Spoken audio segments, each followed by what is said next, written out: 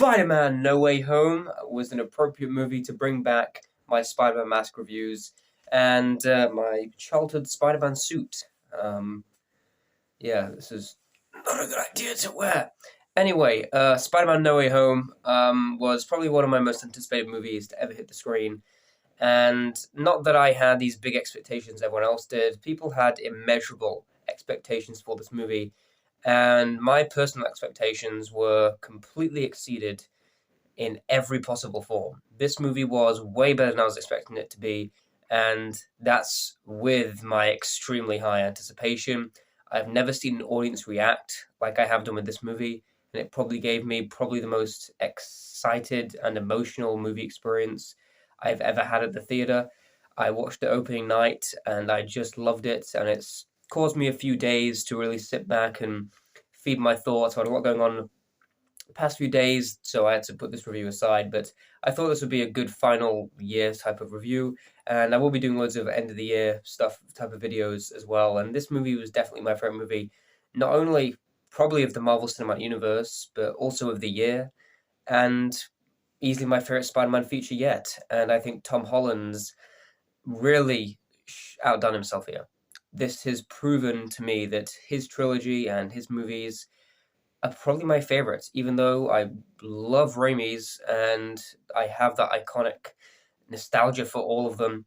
And Spider-Man 1 and 2 are certainly incredible. Amazing Spider-Man 1 and 2, I didn't like when I first watched them, but rewatching them, I actually fairly like the first one, and I think the second one's okay. And I think Andrew Garfield is magnificent as the character, and he has a different take on him. He's a different type of character than your average Peter Parker. Spider-Verse is still a masterpiece, and this one, to be honest, I like more. I generally not have a single issue with this movie. There is not one thing that I thought was messy or weak, even with this abundance of villains. And by the way, I'm not going to be talking about spoilers in this video at all. I'm going to save that for a discussion thing I'm going to do later if I decide to do it after I see the movie again, because I'm seeing it again, hopefully. But I will be talking more about spoilers here, but for people that haven't seen the movie, to be honest, don't even watch this video. Just go watch the film. I'm just doing this now just in case people in the future haven't seen it. So yeah, if you haven't actually seen the movie, if you're a Spider-Man fan, this is a tribute to the character, but I will not be going into spoilers in this video. I'm just going to be talking about how it affected me personally, and then I could talk about what the movie meant to me later and the certain scenes in it that I thought were really great. But in terms of taking a narrative that we have never seen Peter struggle with before. Of course, after the great reveal in No Way in Far From Home, we get now his identity revealed by Mysterio, and the film kicks off right after the second Far From Home ends, from that post-credit scene, and it becomes very dramatic very quickly, but it also becomes very funny. The situation is quite light-hearted, but it's also very dramatic, how the situation affects not only him, but the people around him, his friends, his family. It's kind of emotional experience, and it really does tie together pretty nicely. And in the trailer, I had a few issues with certain motivations. Why would some people want to do this, and etc. But the film really delves into why characters do what they do, the choices they make, and how those choices lead to specific consequences. And that even comes into when Peter talks to Doctor Strange to get him to undo all this and get people to forget he's Spider-Man. And Doctor Strange wasn't in the movie enough to be a hinder on the film or enough to bring the film down for me. He was just in it the perfect amount. He served the narrative. He had some really creative sequences. The fight with him and Spider-Man was one of the best scenes in the MCU thus far. A fantastic action sequence that felt very much like how the Doctor Strange film was directed. But his entire motivation for helping Peter and doing all of this was really well done, and I thought Benedict Cumberbatch probably gave his best performance as the character. But it's not his movie, it is Spider-Man's movie, and he's mainly just a plot device, but he does become his own character. He's not just there to help Peter. There is character development for Strange in the movie as well.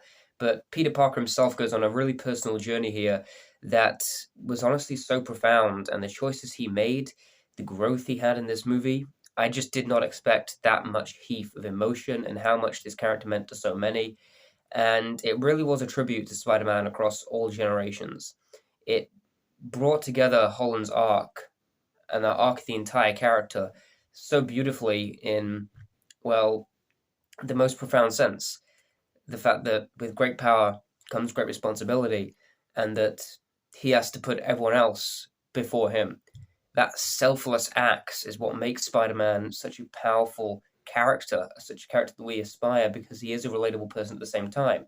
And having this go to the world hating him, and J. Jonah Jameson saying his hilarious speeches about Spider-Man while he's in these pretty much like death-defying, extremely personal situations, makes the entire experience something very special and something very emotional very quickly. The first act of the movie is very slow, it's very character developing, and it all works perfectly fine. Even though the movie isn't that exciting, it works exactly to set up everything that's coming. And then as we get into later of the movie, the middle act is insane, introducing all of these villains, Doc Ock, Green Goblin, you know the rest.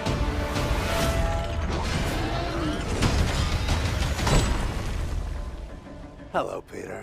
But I will say these villains outdid themselves from their original screen presence, from their original films. Alfred Molina as Doc Ock, magnificent in the film. He has such a great arc. They gave these villains arcs, they gave them growth, they gave them great motivation. Sandman, Lizard were kind of in the background. Electro, Jamie Foxx really revitalized this role. I'm so glad he got another chance because I didn't like him at all in Amazing Spider-Man 2, but here he's given a chance to really shine and really become his own character while still being the same character from before. But Willem Dafoe as Green Goblin was not only terrifying, motivational, and a compelling piece of Peter's arc, he was such a magnificent villain. He was a better villain here than he was in the original film.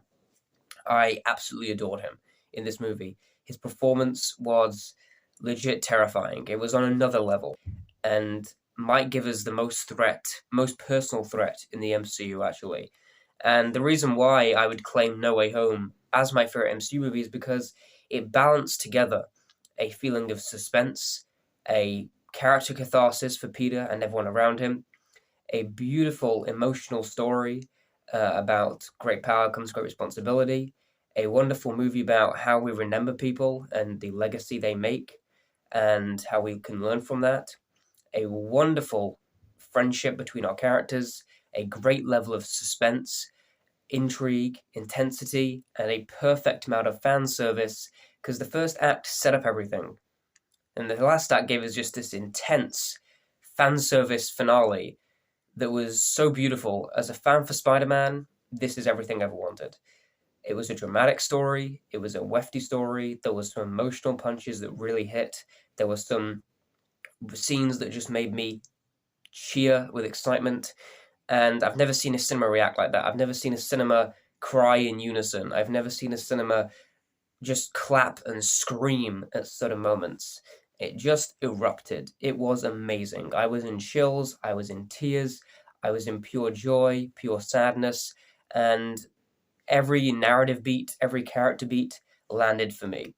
In terms of the MCU, this is the only film in the MCU that I would call a perfect movie. A movie that has a story that's very well developed, very well formed, and I absolutely adored every minute of it. Will I watch it again and find small issues here and there with its narrative? Probably.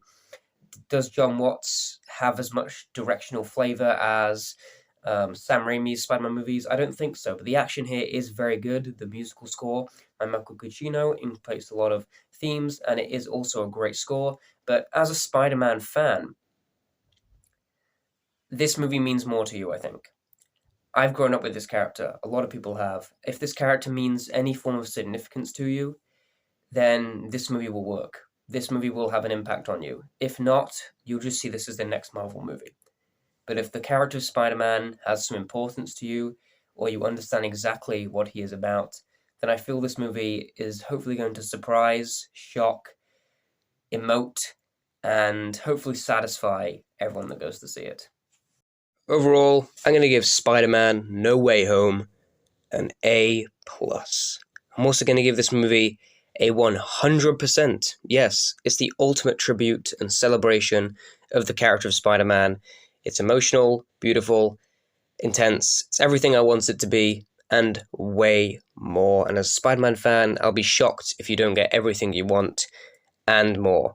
So yeah, go watch the movie. I have a letterboxd in the description down below. Has loads of more reviews and opinions on movies on there, because I haven't done reviews for a while. But I thought this was a one that I had to get out, and I will bring you some spoilers soon as well. So stay tuned for that. I thought because Spider-Man's identity is revealed in this movie, I thought I'd reveal my face, because you're not going to know my identity. Anyway, so here we go.